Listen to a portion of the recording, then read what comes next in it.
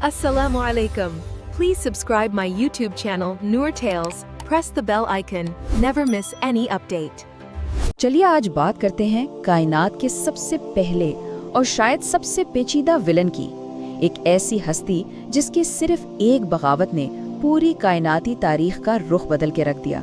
तो आइए उस कहानी की गहराइयों में उतरते हैं। और यही सवाल तो इस पूरी दास्तान की बुनियाद है ना? आखिर वो कौन सा टर्निंग पॉइंट होता है जब हजारों साल की इबादत और अजमत अचानक तकब्बुर और तबाही में बदल जाती है?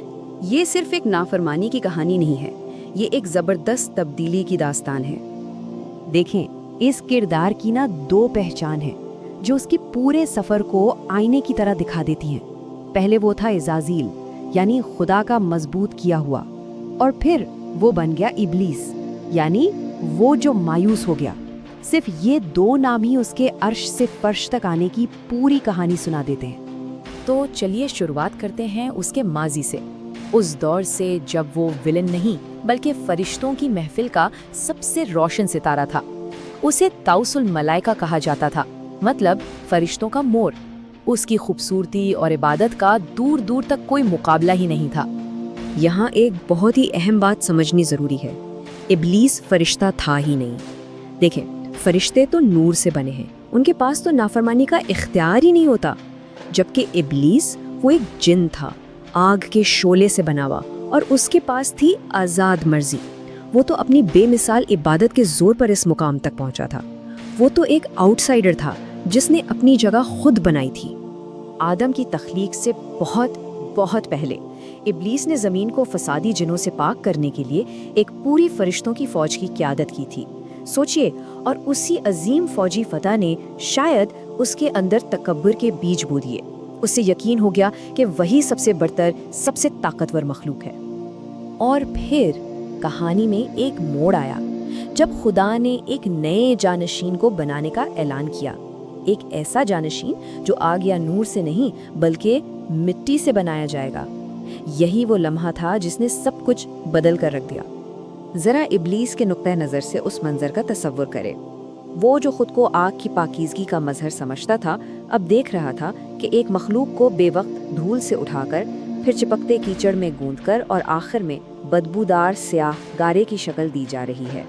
उसके दिल में इस मिट्टी के पुतले के लिए हकारत बढ़ती ही जा रही थी।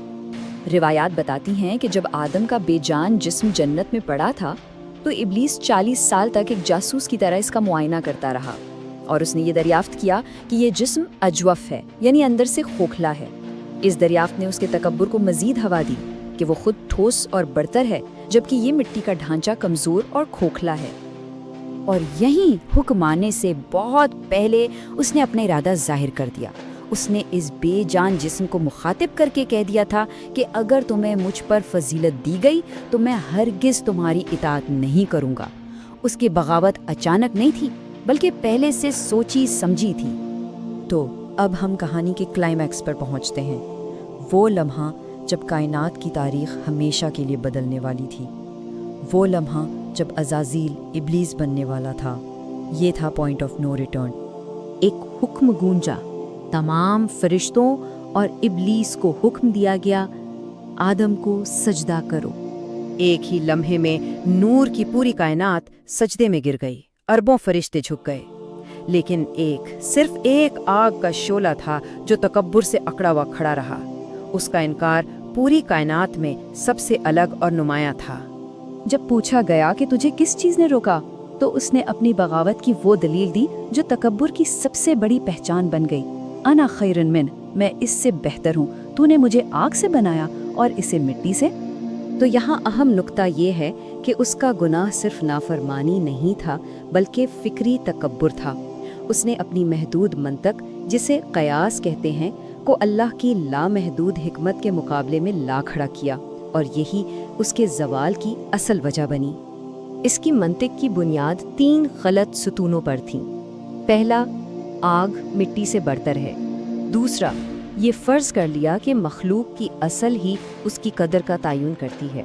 और तीसरा, ये नतीजा निकाला कि कमतर को इज्जत देने का हुक्म नाइंसाफ़ी है। ये एक मोहलक गलती थी, क्योंकि कदर का तयन मखलूक नहीं खालिक करता है। لعنت اور اخراج کے بعد ابلیس نے توبہ نہیں کی، بلکہ ایک باغی سے ایک مستقل ابدی دشمن میں تبدیل ہو گیا اور ایک کھلی جنگ کا اعلان کر دیا۔ یہ اس کی ڈھٹائی کی انتہا ہے۔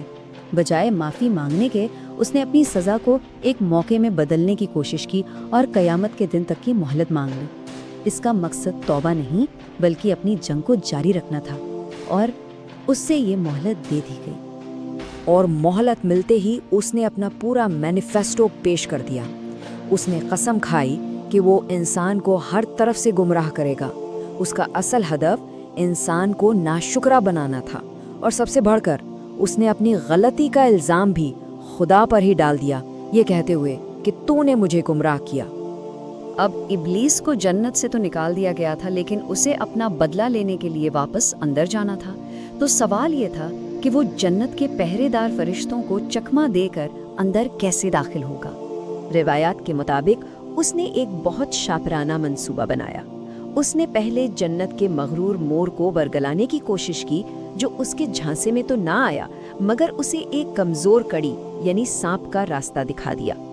ابلیس نے سانپ کو بہکایا اور اس کے منہ میں چھپ کر جنت کے پہرے کو دھوکہ دیتے ہوئے اندر داخل ہو گیا۔ جنت میں داخل ہو کر اس نے اپنا سب سے بڑا ہتھیار استعمال کیا، دھوکہ۔ اس نے آدم اور حوا سے کہا کہ میں تمہارا خیر خواہ ہوں، اور پھر اللہ کی جھوٹی قسم کھائی۔